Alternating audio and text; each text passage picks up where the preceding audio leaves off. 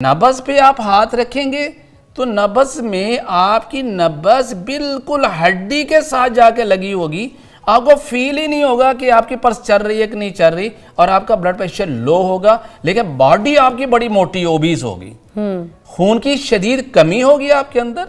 जब ये अलामात आपके अंदर हों तो समझ लीजिए कि आपके मैदे में अल्कली ज्यादा है। अल्कली कैसे ज्यादा हो गई? आमतौर पर आप गर्मी का मौसम आ गया तो हमने क्या किया, शरबत पी लिया, फिर लस्सी पी ली, फिर फालूदा खा लिया, फिर कोल्ड ड्रिंक्स वगैरह ले लिए, तरबूज खा लिया, और हमने इतनी ज्यादा अल्कलाइन चीजें खा ली कि हमारे मैदे के अंदर जो म्यूकोजल मेम्ब्रेन है जिसका काम है कि अल्कली पैदा करना, म्यूकस पैदा करना, गाढ़ी रतूबत पैदा करना, वो ओवर हो गई। और एज अ रिजल्ट क्या हुआ कि हमारा HCl जो हमारे स्टमक ने प्रोड्यूस करना था वो बिल्कुल डाउन चला गया। अब ग़िज़ा हजम ही नहीं हो रही। अब कभी ऐसी कैफियत आ जाए आपके साथ तो फिर देखिएगा, पहले तशखीस कर लीजिए। सेकेंडली मैं ये बताऊं कि इस पेशेंट को यूरिन बार बार आएगा और काफी क्वांटिटी में आएगा, और यही वो लोग होंगे जो बाद में शुगर के पेशेंट हो जाते हैं। भले पानी कम पिए फिर भी आएगा इस पेशेंट को यूरिन फ्रीक्वेंटली आएगा, लार्ज क्वांटिटी में आएगा और वाइट इन कलर होगा, तो ऐसा ही जैसे कि वाटर का पानी है। तो ये पता कैसे चलेगा? मुंह खुश्क रहना क्या इसकी अलामत? इसमें मुंह खुश्क नहीं रहता, बल्कि इसमें मुंह जो होता है वो मीठा रहता है। अच्छा। मुंह हर वक्त पानी से भरा रहता है। मरीज खाना खाता है और दिल करता है बस मैं सो जाऊं। अच्छा। खाना खाया, शाम तक हजम नहीं हो रहा, डिकार आई है तो ऐसे तो वही खाना जो था वो बाहर आ रहा है। हाँ। इस हद तक स्टमक उसका वीक हो गया है। जब ऐसी कैफियत हो तो इसके हाथ में हमने क्या करना है, हमने स्टमक की एसिडिटी को बढ़ा देना है, हमने HCl को प्रोड्यूस करना है, और HCl को प्रोड्यूस यानी तुर्शी को प्रोड्यूस करने के लिए तुर चीजें हमें चाहिए होती है। अच्छा। और तुर चीजों में सबसे बेहतरीन जो हमारे पास चीज है वो हमारे पास है ये है अनारदाना।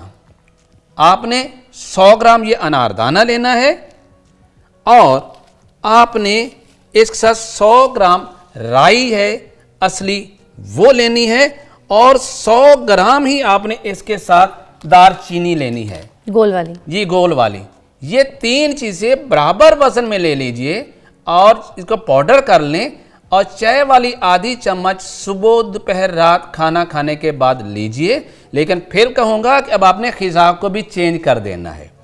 अब आपने पानी ज्यादा नहीं लेना, लस्सी है ज्यादा नहीं लेना, क्योंकि आपको तो और डाइजेस्ट ही कुछ नहीं हो रहा। नॉर्मल आप दिन में 3 से 4 गिलास ले लीजिए बस काफी। लेकिन लस्सी नहीं लेनी, तरबूज नहीं खाना, आपने खरबूजा नहीं खाना, आपने सर्दा गर्मा नहीं खाना, आपने ठंडा पानी नहीं इस्तेमाल करना, बल्कि ये इस्तेमाल करना है। अच्छा। इसके साथ ये मजीद ये है, अगर आप करना चाहें तो मैं ये कहूंगा कि आपने लौंग, दारचीनी और ये जलवत्री, ये 3 चीजों का कहवा बना के अगर आप लेते हैं तो फौरी तौर पर आपके जो है मैदा जो है वो ताकतवर हो जाएगा, HCl प्रॉपर प्रोड्यूस होना शुरू हो जाएगा, और इस तरीके से आपके जो बलगम में खिलते बलगम जो बढ़ गई थी, रतूबात की जो ज्यादती हो रही थी वो आपकी ठीक हो जाएगी, और आपका वेट जो बढ़ता जा रहा था वैसे ऐसा श्रिंक हो जाएगा। सर ये वो वाली दालचीनी है जिसको आपने कहा था कि अगर जिस्म में दर्द हो तो उसको उबाल के पीना। उस वक्त होगा जब बलगम की ज्यादती होगी। हाँ। अगर इसमें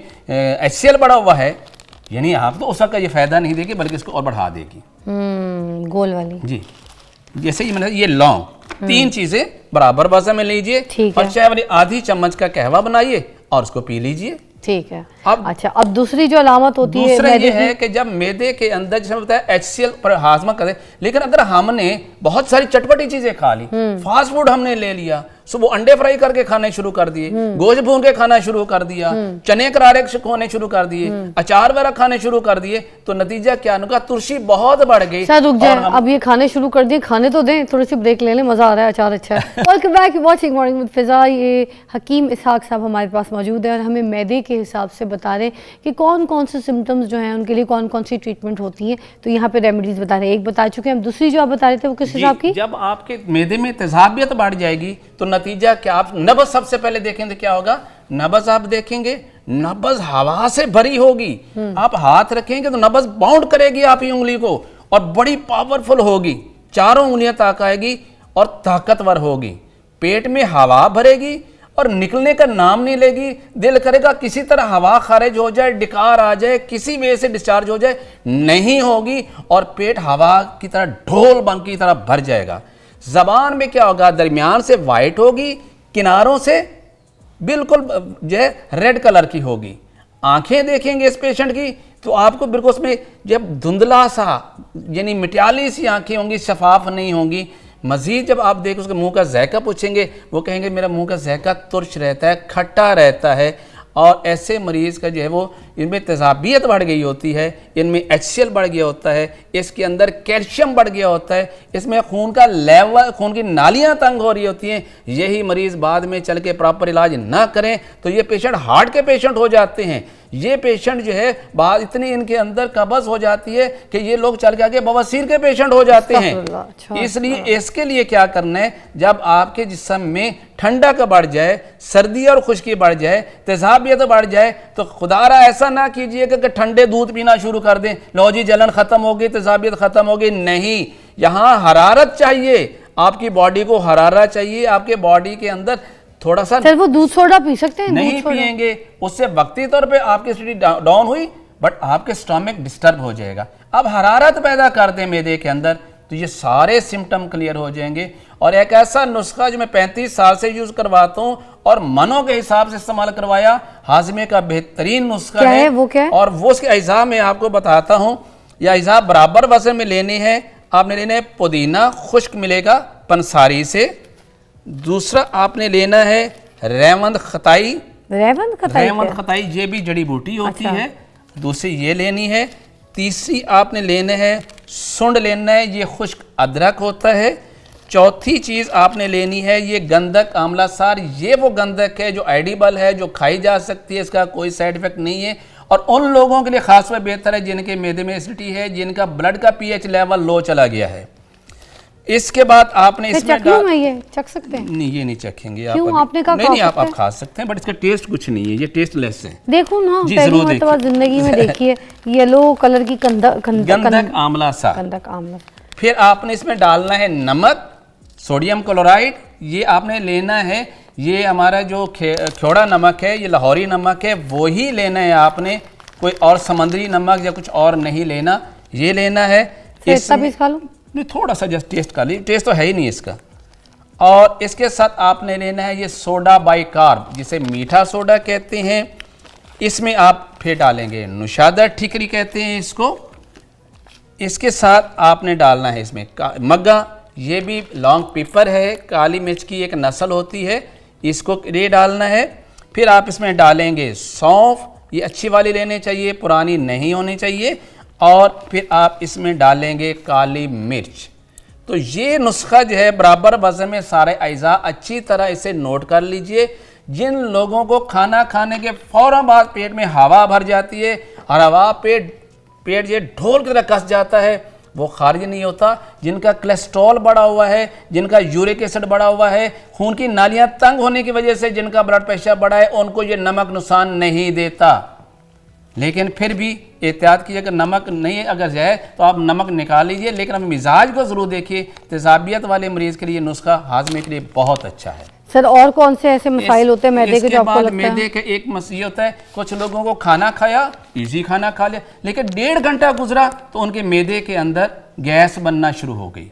अब वो गैस बनती भी है और खारिज भी होती है। पहले में मैंने कहा कि गैस बनेगी और खारिज नहीं होगी। अब मैं बता रहा हूँ, खाना खाया उसके 1.5 घंटे के बाद गैस बनी। अब वो गैस बन भी रही है, डिकार भी आ रहा है, वैसे भी पास हो रही है, लेकिन ख़त्म नहीं होती, बनती चली जाती है। खारिज और मरीज़ किसी महफिल में नहीं बैठ सकता। तो इसका मतलब है इसके मैदे के अंदर गर्मी की ज़्यादती हो गई है।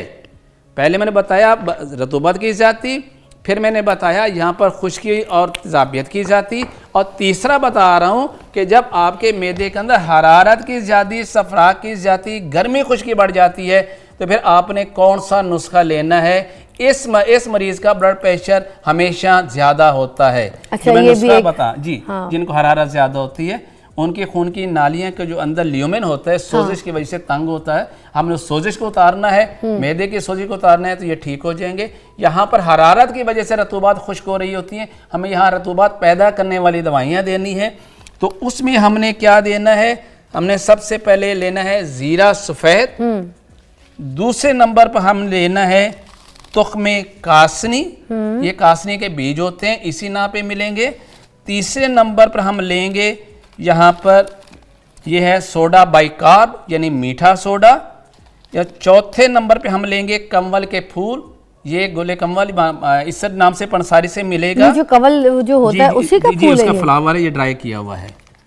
इसके साथ आप लेंगे गुलाब के फूल। उसके बाद आप लेंगे इसके अंदर ये धनिया, ये खुश्क धनिया अच्छी तरह साफ कर लीजिएगा। फिर आप इसके साथ लेंगे ये जौखार, और लास्ट चीज जो है वो है कलमी शोरा, ये कंवल का फूल है। ये सारी चीज़ें बराबर वजन में लेके अच्छी तरह साफ करके ग्राइंड कीजिए और पाउडर कर लीजिए।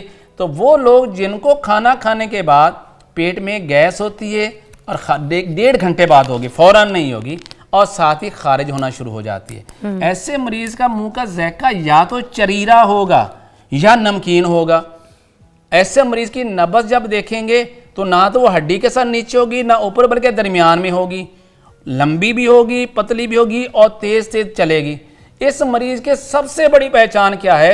इस मरीज की जबान सुर्ख होगी, ऐसे जैसे आप बिल्कुल एक बोटी सुर्ख है उस तरह की होगी। इस मरीज को यूरिन जो है वो बार बार आएगा, थोड़ी मिकदार में आएगा, जलन के साथ आएगा, आंखें इसकी पीली होंगी, चेहरे पे हल्का सा सोजन इसकी होगी, और ये मरीज बहुत सेंसिटिव होता है, जरा जरा से बात इरिटेट हो जाता है। अल्लाह देखें कितने मसले होते हैं। मैदा इज वेरी इंपॉर्टेंट। सर एक ब्रेक लेनी है अर्जेंट, उसके बाद फिर हम वापस आएंगे। तो ये जो इसकी और सिम्टम्स के साथ कोई दवाई बतानी हो मैदे के हिसाब से तो प्लीज जरूर बताएं। आज ये सारी मैदे की रहनुमाई आपने हमारी करनी है, इलाज करना है, ठीक है जी। अपने मैदे का खास ख्याल रखिए। Break back, you watching morning with Fiza. Ishaq साहब हमारे साथ मौजूद है। अच्छा माशाल्लाह इतना इल्म है इनके पास।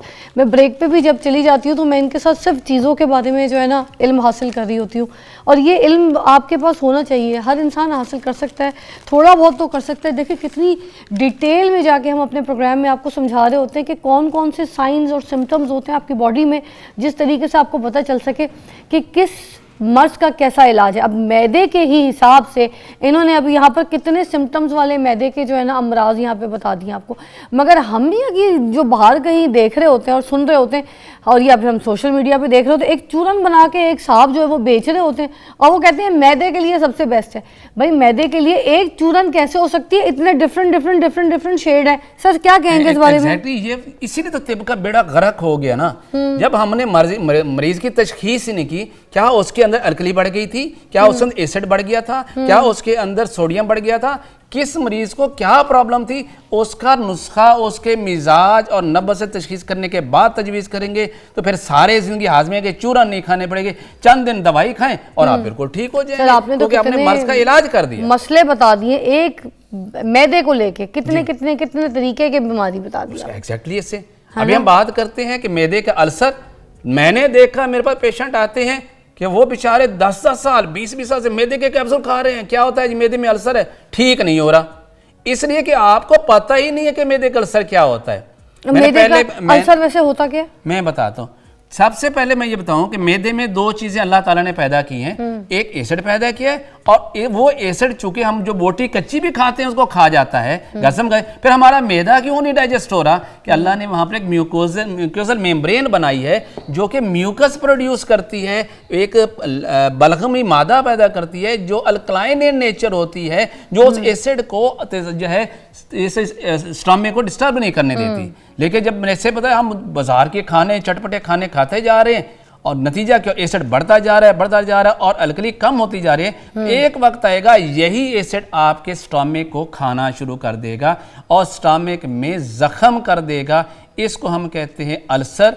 कभी ये खिजा की नाली में होगा, कभी ये मैदे में होगा, और कभी ये छोटी आंत में होगा, और कभी बड़ी आंत में अंदर भी हो सकता है। जब भी होगा तेजाबियत की ज़्यादती से होगा।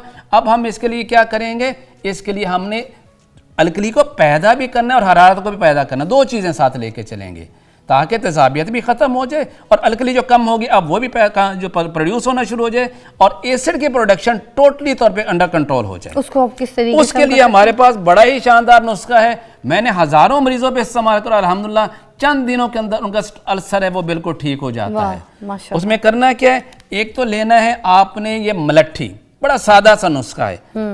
दूसरा लेना है आपने हल्दी, तीसरा लेना है आपने सौंफ, यानी हल्दी, मुलट्ठी, सौंफ, 3 चीजें बराबर वजन में आपने लेनी है। चौथी चीज आपने लेनी है ये राल सफेद। अल्लाह ताला ने इस राल के अंदर ये क्वालिटी रखी है, जख्म जिस्म के बाहर हो या जख्म जिस्म के अंदर हो, किसी भी हिस्से में क्यों ना हो, इतनी इंस्टेंटली ये जाके उस जख्म को हील अप करती है, आप तसव्वुर भी नहीं कर सकते। आपने देखा अक्सर लोगों को जल जाते हैं, तो इसी राल को तेल में मिक्स करके लगाने से वो जख्म ठीक हो जाते हैं। हम इसको खाने के लिए भी देते हैं, चाहे वो आंतों में जख्म हो रहा हो, चाहे खूनी पखाने आ रही हो, चाहे उल्टी के साथ खून आ रहा हो, तो आपने चौथी चीज़ इसमें ये डालनी है राल सफ़ेद, और 5वीं चीज़ इसमें गोंद कीकर। ये 5 चीज़ें लेके इसका मुरक्कब बना लीजिए, पाउडर कर लीजिए, और चाय वाली आधी चम्मच 3 टाइम खाना खाने से आधा घंटा पहले खाइए। लेकिन अब आपने ऐसी चीज़ें नहीं खानी जो एसिड ज़्यादा पैदा करती हैं। अब आपने क्या खाना है, टिंडे, गाजर, मूली, शलजम, घिया, तोरी, दाल मूंग की, हल्की सी काली मिर्च, थोड़ा सा नमक और कम मिकदार में ऑयल और हल्दी डालिए। ये इस्तेमाल कीजिए। चंद दिनों के अंदर मैदे का अल्सर और आंतों का अल्सर, अल्सराइटिस कोलाइटिस कहते हैं, वो भी ठीक हो जाएगा। अब हम बात करते हैं कब्ज़ के बारे में। वो अलग प्रोग्राम में करेंगे, वो पूरा एक टॉपिक है, क्योंकि इतनी मेरी बहनें, आंटियां जो जानने वाले कोई मैसेजेस जो मुझे करते हैं, उन्होंने मुझे खास कहा है कि कब्ज़ के ऊपर एग्जैक्टली एक पूरा कंप्लीट शो करना है। क्यों होती है, पुरानी है, बीमारी है, तकलीफ में है। लोग कहते हैं कि कब्ज़ उम्मुल अमराज है। मैं कहता हूँ नहीं, कब्ज़ बेसिकली अलामात का मजमुआ है। आप अलामत देखें, मिजाज देखें, उसके मुताबिक दवा दें, कब्ज़ विद इन डेज ठीक होते हैं। ये कौन सा सारी जिंदगी कब्ज़ की गोलियां खाते रहे और नुकसान करते रहे अपने स्टमक और आंतों का। बहुत मेरी बहनें, बहुत मेरे भाई ऐसे हैं जिनको शदीद तकलीफ है, और इसके ऊपर पूरा कंप्लीट शो करना है। आज मैदे के ऊपर आपने बहुत अच्छा शो दिया है, बहुत शुक्रिया।